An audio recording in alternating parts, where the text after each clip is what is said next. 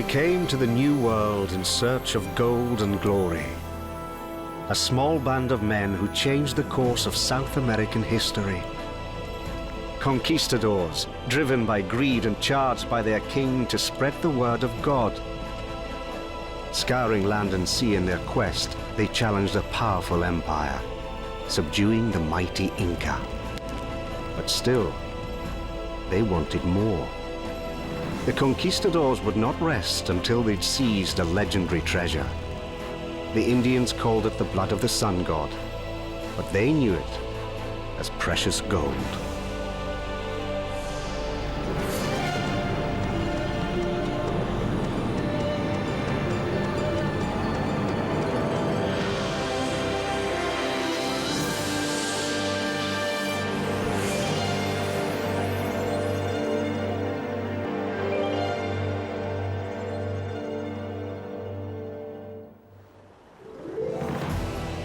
In 1532, a desperate band of Spanish conquistadors set sail for uncharted lands in South America. Their leader, Francisco Pizarro, had scouted this territory twice before, lured by stories of a fortune in gold.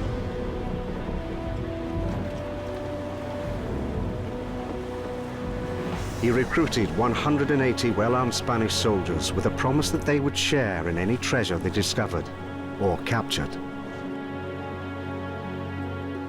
They set sail from Panama City and landed near Tumbes in what is now Peru. José Antonio del Busto Jutuburu has carefully studied the chronicles of the conquistadors. They were mercenaries, fearless and merciless in their hunt for gold and glory. Salió mucha gente de Extremadura porque había mucho hambre, había mucha pobreza. Se había terminado la guerra contra los moros y ya no había posibilidades de luchar contra el infiel. Entonces el botín se alejaba y en aquel entonces existe el pensamiento que se entiende mucho en ese tiempo de servir a Dios. The Spaniards landed in what is now northwest Peru. To win permission for this expedition, they had promised to give the bulk of what they discovered to their king, Charles V. Most had journeyed thousands of kilometers from Spain to the New World years before, enduring diseases, wars, and other hardships. Here, they hoped to find El Dorado, a fabled land so rich in gold it would make them wealthy beyond their wildest dreams. But Pizarro and his men were ignorant of what this realm, the empire of the Inca, really held.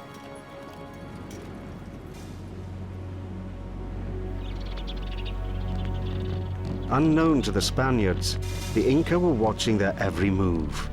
Messengers ran in non-stop relays carrying news of the invaders. They passed along an extensive road system into the Andes and on, 1,600 kilometers, to Cuzco. Cuzco was the residence to the God King, the supreme Inca, Atahualpa. In sacred caves, Atahualpa consulted an oracle. The Inca leader wanted to learn who these strangers were and what they wanted. Did they pose a threat, or had they come in peace? Following ancient rituals, the priest scattered coca leaves. He tried to read the future from their pattern. According to legend, the priest prophesied that Atahualpa would die at the hands of these invaders. But Atahualpa decided not to confront the Spaniards. He viewed this small band of men as no great threat. In a matter of days, he could muster an army of thousands. And on their journey, heat and hunger took their toll on the Spaniards. One recorded, "The sun blazes straight down on our men who are close to fainting with exhaustion.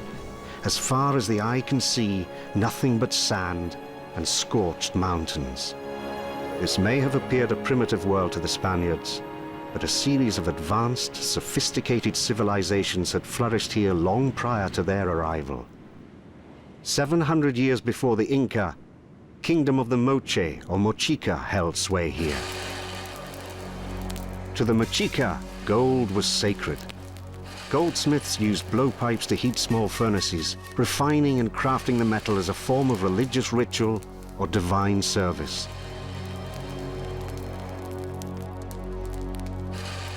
They believed gold was the blood of the sun god.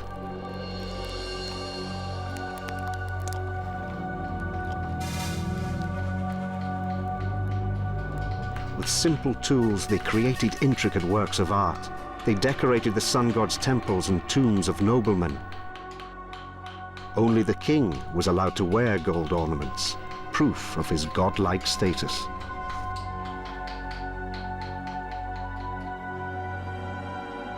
Gold served a very different purpose for the natives than it did for Europeans. Era, si se quiere, un metal que estaba vinculado a lo sagrado, a lo religioso, pero no necesariamente a lo mercantil, a lo económico. Like the Mochica, the Inca believed that one day their god of creation would return. He'd come from the land of the rising sun, a fair-skinned and bearded god, a being very much like Francisco Pizarro.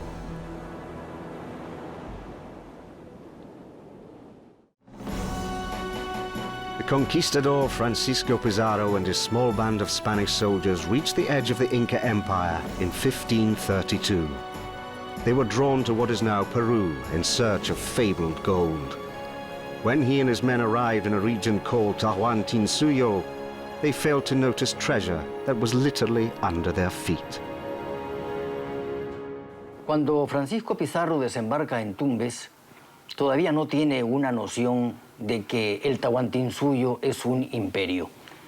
Incluso cuando camina por la costa del Perú, ignora por completo él y sus soldados que allí había muchas riquezas enterradas de las antiguas culturas preincaicas. 500 años antes habían estado los mochicas. La tumba del señor de Zipán es un ejemplo. La ignoraron los españoles, naturalmente era una sepultura bajo tierra, pero tan cuidada por los indios que ellos no se llegaron a percatar. The Mochica burial chambers of Zipan are richer in gold and silver than any other in the New World. Today, archaeologists unearth what the conquistadors overlooked, and even now the treasures must be carefully guarded. To prevent looting, police patrol excavation sites. In early 1987, grave robbers first tunneled into one tomb and carried away 11 sacks of treasure. Archaeologists arrived weeks later and secured the site. Even after looting, the tomb still held treasures of astounding artistry. These were the burial sites of the lords of Zipan, the Mochica rulers who adorned themselves with the blood of their sun god. Since its discovery, the site in northwest Peru has been virtually under siege. Dr. Walter Alva, the dig supervisor. Y bueno, había siempre sus disparos en la noche, sus gritos, sus amenazas, algunos intentos, 2 intentos de saqueo que penetraron adentro del lugar para tratar de asaltar, y incluso hubo un herido que la policía disparó contra él y desapareció, nunca supimos quién fue. But still, items have been plundered. One of the most beautiful pieces from the tomb, a mask of beaten gold with eyes of lapis lazuli. It is now in private hands. Collector Enrico Pulli bought this treasure on Peru's black market. Se dice que tráfico, contrabando, saqueo y demás términos. La pregunta muy necia por sí misma es que si reconocen que lo que hay en esta colección es lo más privilegiado del Perú. While much of the Mochica treasure in Zipan was stolen in 1987, it had eluded Francisco Pizarro and his men in 1532. The Mochica Empire had disappeared long before, and their gold was safely hidden from the Spaniards. all the conquistadors found were ruins where they sought shelter at night. In their search for gold, they had traveled for months and were thousands of kilometers from home. Now, doubt began to surface. They drew comfort from hymns and prayers to the Blessed Virgin Mary. For these men, there was no turning back. They had left Spain to escape poverty. They were prepared to gamble their lives on the chance of finding a fortune in the new world.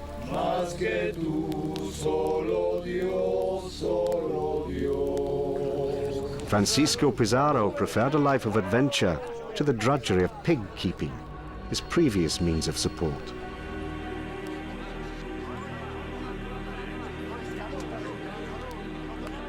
They foraged as they marched, discovering a large root they could roast in their campfires.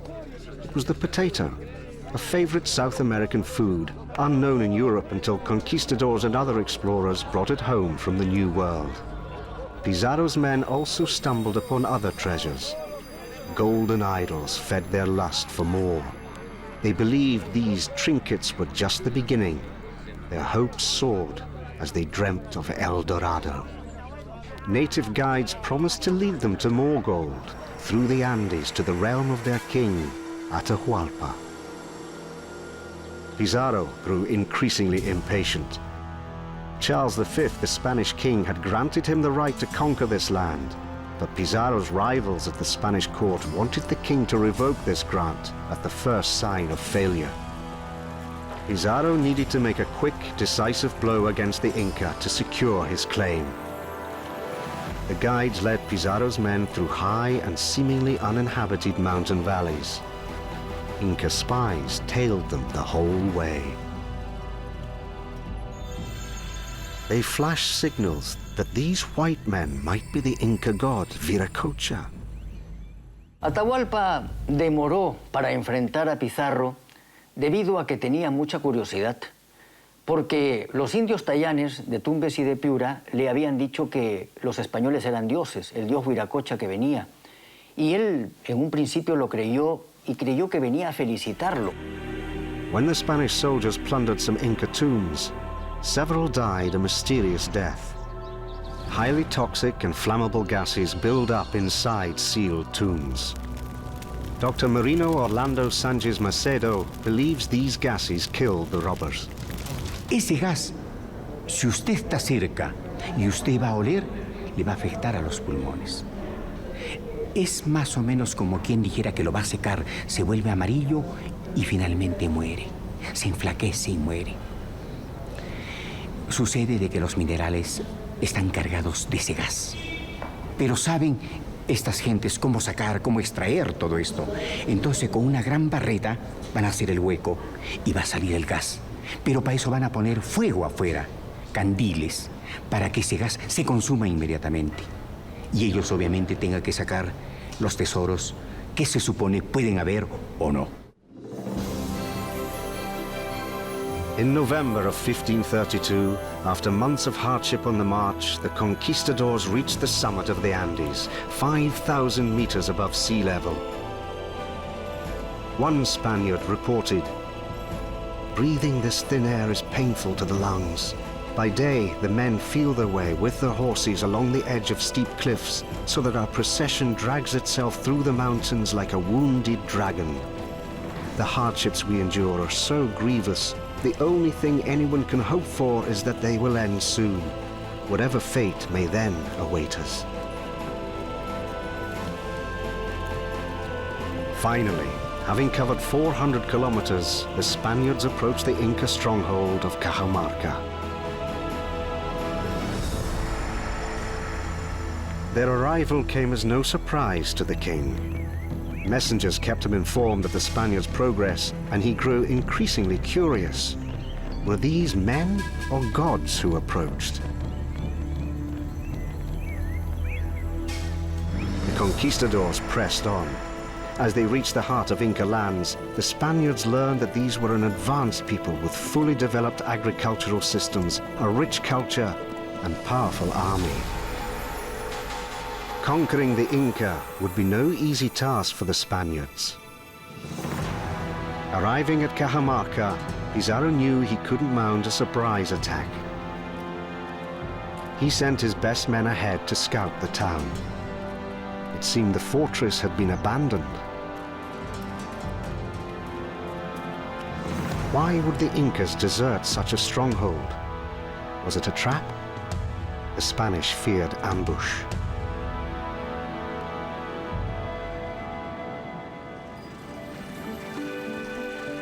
While Pizarro's troops waited and wondered in Cajamarca, Atahualpa relaxed at nearby hot springs, bathing with his favorite sister. He felt certain this small, strange band posed no threat to him, the God King.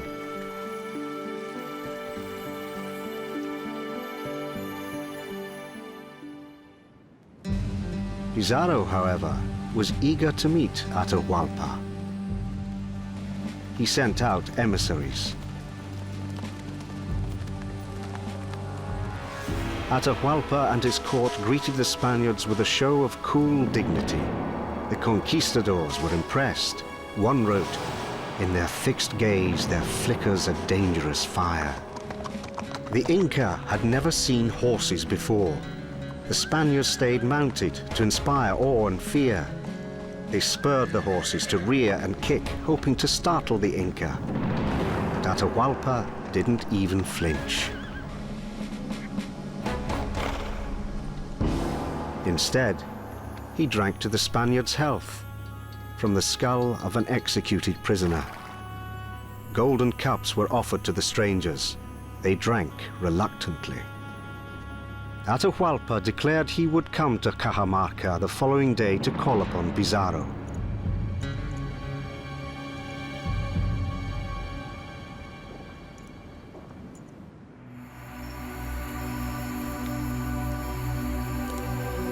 As darkness descended, the campfires of the Inca army blazed on all the hills around the city.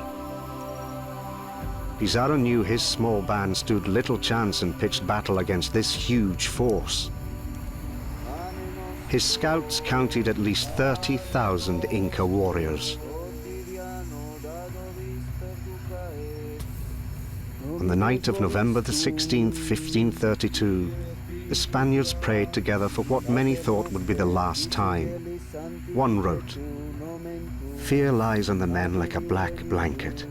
Everyone can now see plainly the madness of this enterprise. All know that only a miracle can save us, and a good few may well wonder whether heaven will think they are deserving of a miracle." At first light, Pizarro told his men to prepare for battle. But death seemed more likely than victory.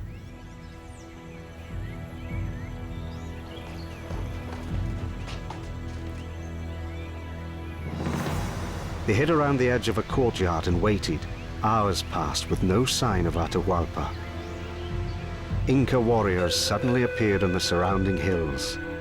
They numbered in the thousands. So confident of their superiority, they came unarmed.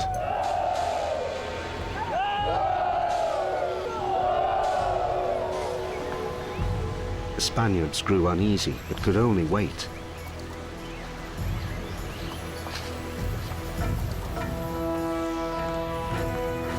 Then, an extraordinary spectacle ushered in the Inca elite. Procession swept into the courtyard. Hundreds of servants cleared a path for the God King.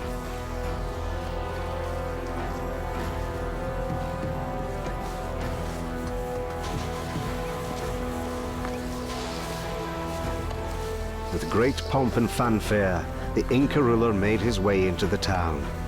The highest Inca nobles surrounded Atahualpa, carrying him aloft in a lavish gold throne.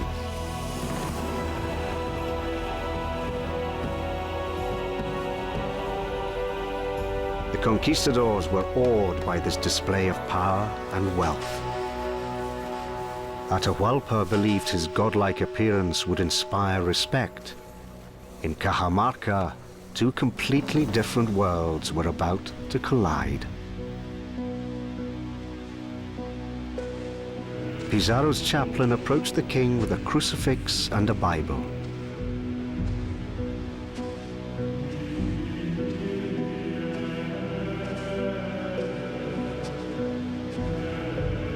He demanded Atahualpa renounce his pagan beliefs and submit to baptism and the Spanish crown.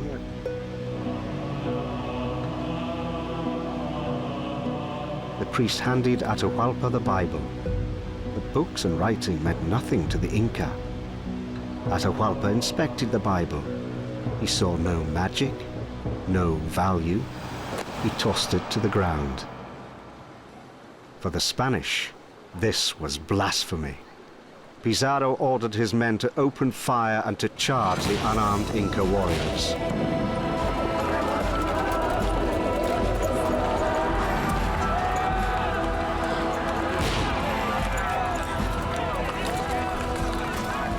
One soldier wrote, "Now our troops burst out from all the gates and fell upon the defenseless Indians, yelling.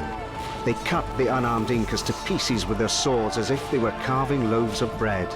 It was an atrocious slaughter. There was a stench of blood and death." The enormous Inca army was stunned by this ferocious attack. The sun god was knocked to the ground. Pizarro placed him under arrest. He knew that by keeping Atahualpa alive, he held the whole empire hostage. He declared to his men, "No one who values his life is to touch the Inca." Pero la guerra mágica, cuando cae el jefe, entonces eso quiere decir que la guerra mágica cesa de regir. Y a partir de entonces reina la acefalía, reina el desgobierno. The Inca Empire was shaken to its foundations. With one stroke, Pizarro had captured the God King. But even without their leader, some Inca resisted in any way they could. The golden empire of the Incas was vast, stretching 3,200 kilometers from modern-day Colombia to Chile. Its population, 12 million. These people had developed a modern, flourishing agricultural system more advanced than Spain's. No one in this country ever went hungry, as good harvests provided rich stores of food. If it weren't El Dorado, it could have easily been mistaken for the Garden of Eden.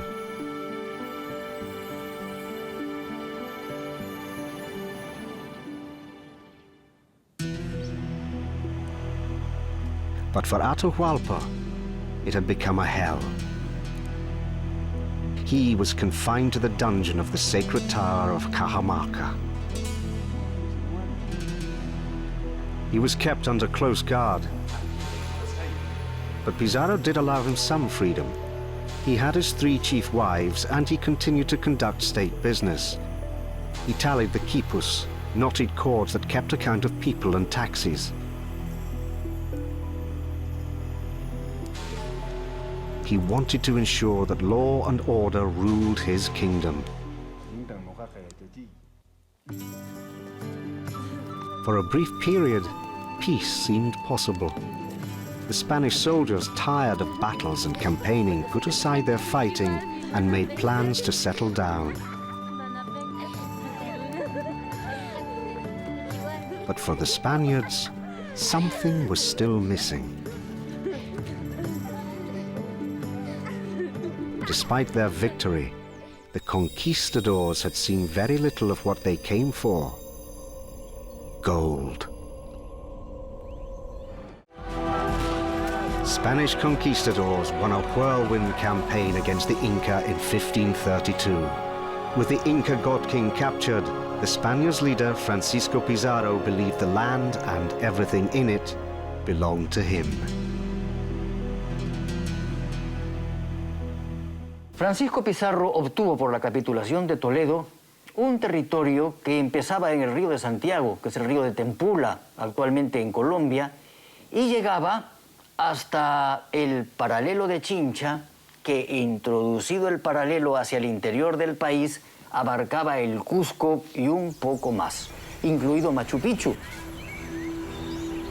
The Inca tried to hide everything they could from the Spaniards.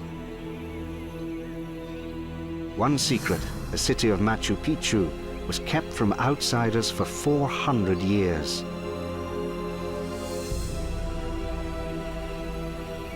Certain the Inca were hiding vast treasures from them, the Spaniards grew suspicious. But between Pizarro and Atahualpa, a bond developed. The illiterate Spaniard permitted his hostage to learn how to read and write. Atahualpa was under the Spaniards' control, but he sensed that they needed him. He knew where the Inca had hidden their gold. He dropped hints and told them of small hiding places, but the Spanish wanted more. Pizarro and his men set out across the empire searching for the gold themselves. On one expedition near Cuzco, they came across mighty walls of the gigantic fortress Sacsayhuaman. Here, and in other corners of the empire, bands of Inca held out against the Spanish. To this day, it remains a mystery how the Inca constructed the fortress. The closest quarry is 45 kilometers away, and many of the blocks are 5 meters tall and weigh almost 120 tons. The Spaniards were astounded by the workmanship. The huge blocks fit together perfectly. But the conquistadors had overcome every obstacle to get this far. They wanted nothing less than total victory. The conquistadors stormed the fortress and seized it. Over the coming years, they would place all of the Inca Empire under the flag of Spain.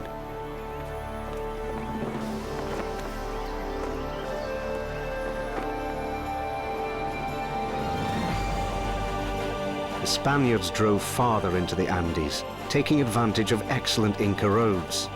The longer they searched for gold, the more desperate and savage they grew. Torture became a common tool among the conquistadors. The Spaniards' cruelty was recorded by an Indian artist of that time. His drawings remain one of the few authentic records of the atrocities. The greed for gold and the desire to convert Indians to Christianity reached a fever pitch of torture and brutality. News of these crimes reached the Spanish king, Charles V, and he decreed a halt. But his orders were largely ignored. Gradually, Indians converted and took on the religion of the Spanish. But they made it, in part, their own. Gold, which the Inca viewed as sacred, is made into fine leaf. Today, artisans clad a statue of Mary, Mother of Jesus, in the precious metal, much as Inca goldsmiths gilded their idols hundreds of years ago. Elements from both religions symbolically merge. An Inca prince with a crucifix, the fusion of two cultures.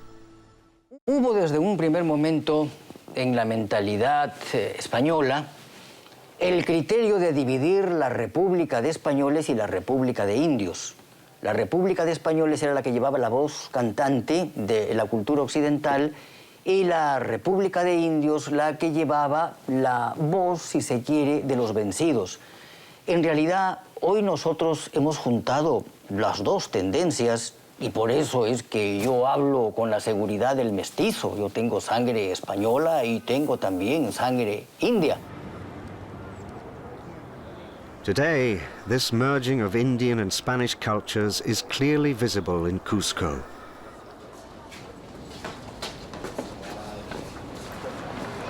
"700 years ago, this was the center of the Inca world.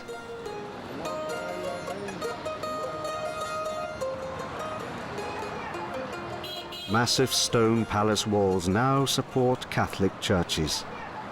Traces of the past blend into the present. In 1532, the Spaniards' hunt for treasure focused on the Inca ruler Atahualpa. Pizarro's men began to feel cheated. They began to resent the friendship the two leaders seemed to share. Pizarro had even taught his hostage to play board games. But the two men were engaged in a more deadly battle. They studied each other carefully, aware they were locked in a delicate balancing act.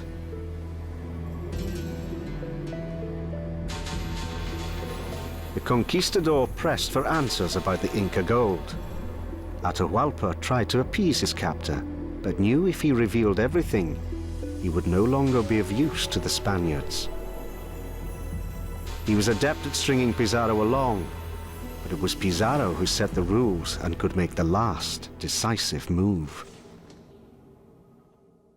Se ha dicho que hubo una interdependencia entre Atahualpa y Pizarro, Pizarro y Atahualpa, es verdad. Atahualpa quería su vida, su libertad. Pizarro quería el botín, quería la gloria. De manera que los dos tenían intereses opuestos, pero que al mismo tiempo se complementaban en el fondo. To create a closer bond, Atahualpa offered Pizarro his favorite sister in marriage. Pizarro had her baptized, gave her the name Inez, and took her as a mistress, but he never married her.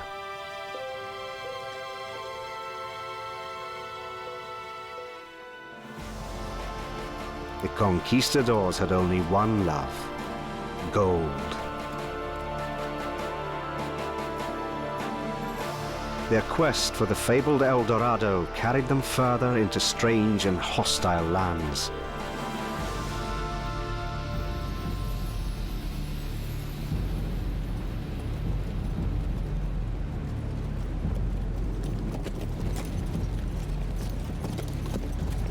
They ventured far into the south on fruitless expeditions.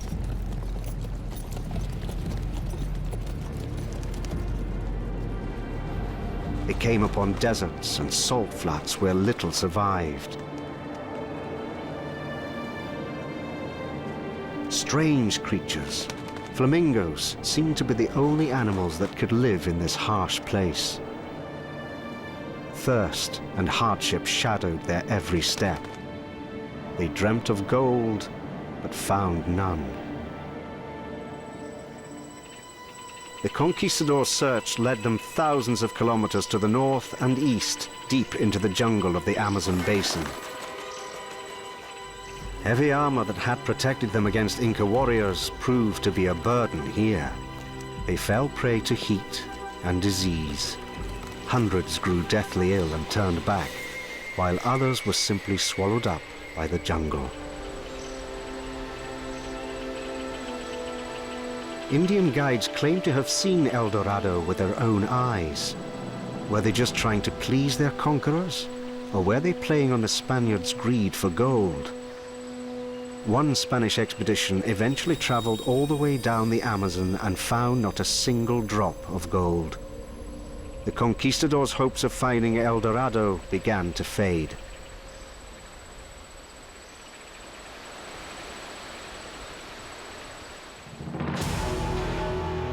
The Spaniards focused their growing frustration on Atahualpa. Pizarro accused him of keeping his treasure hidden. He badgered the king relentlessly.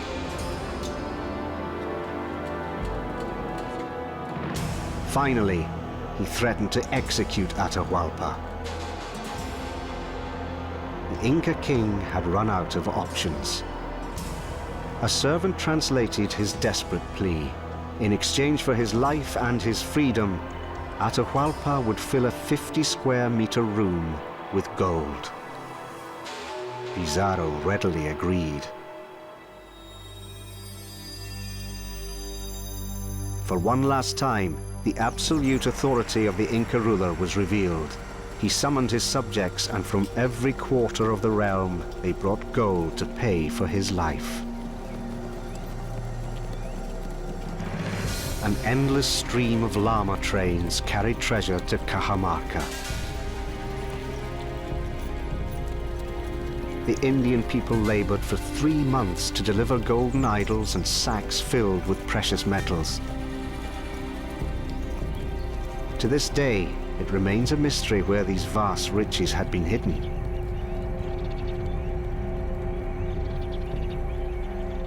Under the watchful eyes of Spanish soldiers, they piled the ransom into a gigantic, shimmering heap.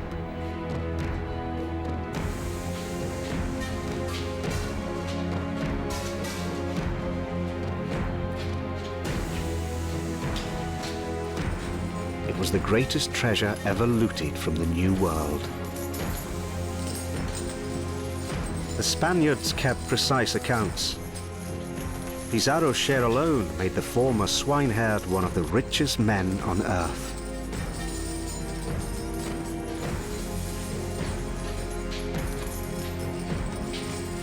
But before the final value had even been tallied, disputes arose over how it was to be divided.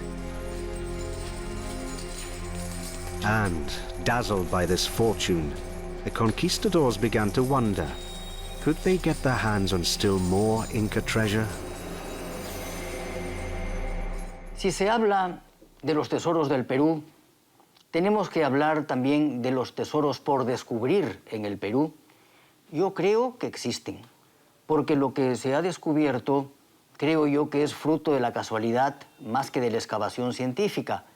Y claro está, tumbas, hay muchísimas, lo que pasa es que no han sido localizadas, me refiero a tumbas importantes, y dentro de ellas indudablemente hay gran riqueza. Peruvian newspapers still carry reports of illegal treasure seekers. Esa parte no es tan... Y es bien rocosa. ¿Tú te acuerdas que me estabas enfocando a lo profundo, no? Ajá. Porque hay cosas raras. Sí, es que es como las dos piedras. Near Cuzco in 2001, thieves posing as archaeologists broke into caves in search of Inca gold. They were chased away before anything was stolen. Throughout the country, children often discover long-concealed entryways at the foundations of Inca buildings.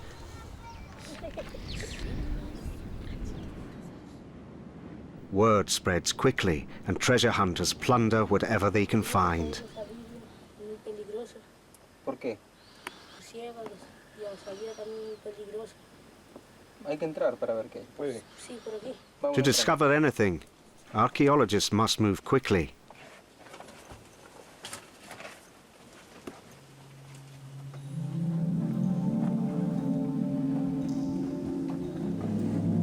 Investigating any cave poses serious dangers. Hay murciélagos. Bastante, ¿no? Here, 1,700-year-old walls could easily collapse.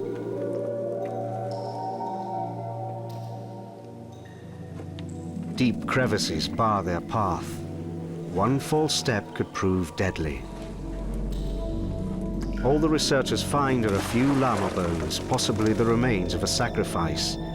The treasure seekers have already come and gone. This scenario is all too familiar to Dr. Walter Alva. Bueno, esto es una de las cosas que más sorprende y que creo que debe alertar a la comunidad internacional, la rapidez con que actúan los traficantes y los coleccionistas.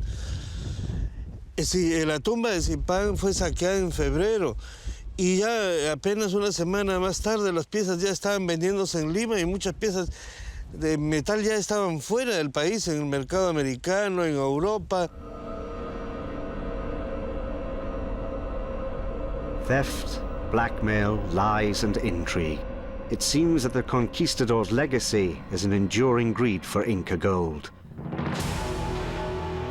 For Atahualpa, his country's riches proved his downfall. He had hoped to buy his life with the king's ransom, but Pizarro did not keep his half of the bargain. He no longer needed the king, and trumped up charges, polygamy, conspiracy, and worshipping false idols. Pizarro condemned him to death. Atahualpa fue condenado a muerte porque se entendió en Cajamarca que enviaba contra los españoles un ejército desde el sur hacia el norte. Era el ejército de Calcuchímac. Barely literate, Pizarro scrawled his signature on the death warrant. Why he did this remains a question. The Spanish leader may have been forced by his own officers to condemn Atahualpa. Under pressure from his comrades, he betrayed his Indian friend. In the dead of night, on July the 26th, 1533, the sun god king was dragged out of the dungeon at Cajamarca. He was given one last choice: be burned alive or convert to Christianity and be strangled to death. He chose strangulation.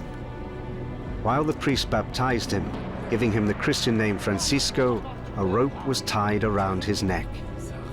One witness recorded, "With a choking voice, Atahualpa begs Pizarro to look after his wives and children. Weeping, Francisco Pizarro promises that he will do so."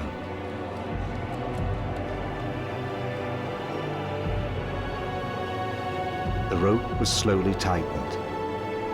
One of the mightiest emperors on earth died at the hands of a bunch of mercenaries.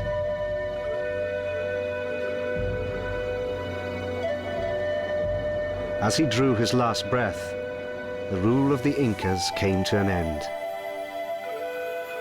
That night, thousands of Atahualpa's subjects killed themselves, hoping to follow their lord and master into the next world, the House of the Sun.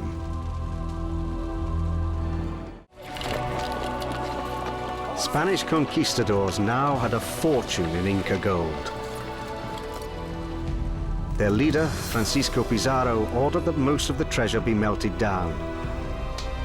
Indian goldsmiths carried out the task, turning works of art into ingots that could be weighed and traded. The furnaces burned non-stop for 34 days. But ignorant of metallurgy, the conquistadors didn't realize that much of the treasure they plundered was alloy.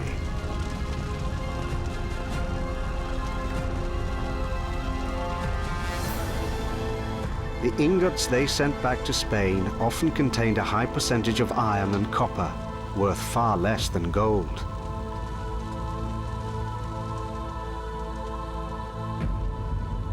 And still, the distribution of booty failed to satisfy the conquistadors' greed. Fueled by envy and spite, the Spaniards fought like lions at a kill. With the Inca defeated, they turned on each other and their leader. Francisco Pizarro had made many enemies on the road to victory. 12 assassins set upon Pizarro. He fought to the end, and his last words were, "Come, my faithful sword, companion of all my deeds." Pizarro had never returned to his native Spain. Just 8 years after executing Atahualpa, he died at the hands of his own countrymen on June the 26th, 1541. Francisco Pizarro era negligente en su salud y en su vida. No se cuidaba porque era muy sano, era muy fuerte, pero al mismo tiempo no guardaba su persona con los soldados que debería de tener. Y por eso aprovecharon los almagristas, lo asaltaron en su palacio de Lima y le causaron la muerte. Boatloads of gold and silver were shipped back to Spain. King Charles V needed it to pay enormous debts.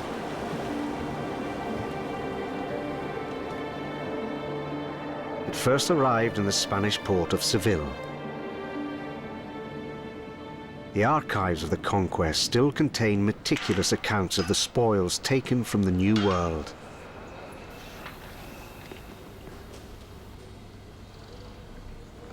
Researcher Genoveva Enrique Macias has carefully studied the records. The documentation is precise, but it seems some Spaniards found ways to get around the king's tax collectors. The total value of what was looted from the New World can only be estimated. Es muy difícil calcular qué cantidades se trasvasaron del nuevo mundo al viejo mundo. Pero el cálculo más aproximado, que quizás puede ser el de Hamilton, habla de unos 185.000 kilos de oro y unos 16 millones de plata, hasta 1.600. Some of the treasure never reached Spain. Heavily laden ships were easy prey for buccaneers and pirates. And dozens of ships ran onto reefs or sank in storms. Along with their crews, many Inca riches disappeared into the ocean. Today, they inspire a new dream of finding sunken treasures.